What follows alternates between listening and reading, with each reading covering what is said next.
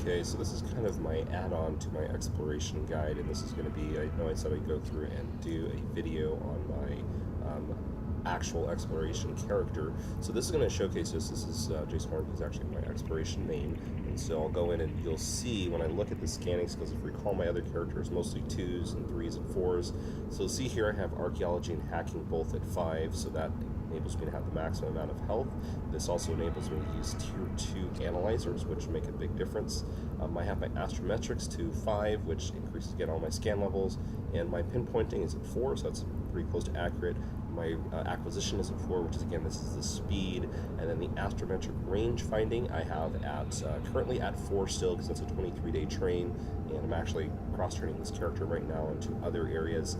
But as you'll notice is these are a very big difference, and this is again something that took several months, and I think if you look here I have basically 3.3 million skill points that is invested solely in scanning, and so that's quite a bit of training time. I would definitely say it is highly worth it, and I'll showcase that. Hopefully if I run a site for you guys you'll be able to see that. The other thing that I have on this character is the for the implants, you want to I did not learn this right away, but you want to get your cybernetics to 5 because there is actually an implant that is huge for exploration, and I'll showcase that for you right now, and that's my current clone. As you'll see, the Neurolace black glass net intrusion.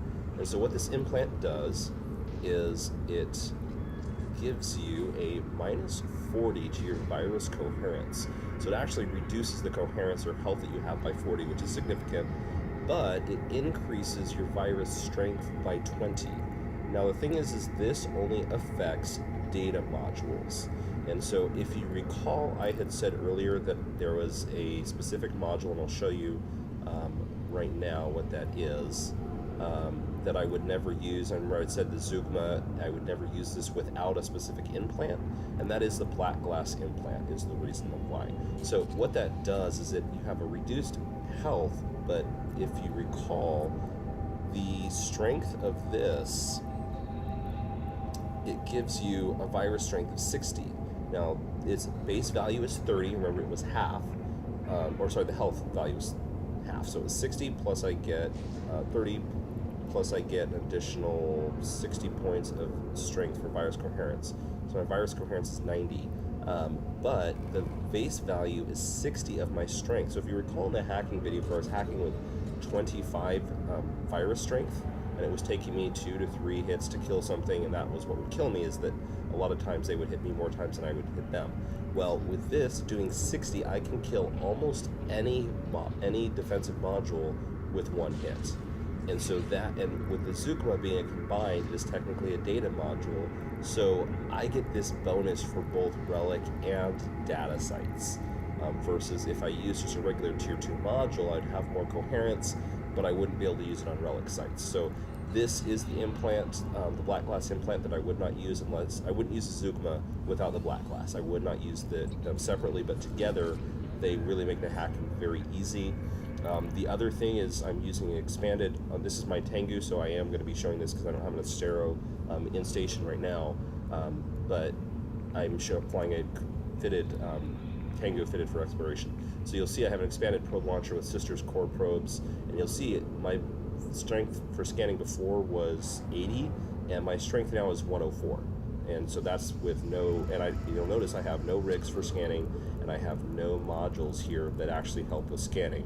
And so just based off of the skills and the equipment I'm using, that's what gives you that value.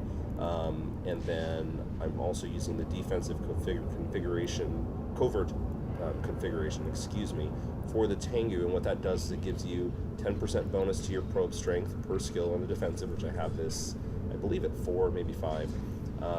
And then shield booster, which is irrelevant. This allows you to fit a covert ops cloak, which you'll notice that I have a covert ops cloak here, and it also gives you that plus 10 bonus to relic and data analyzer virus strength.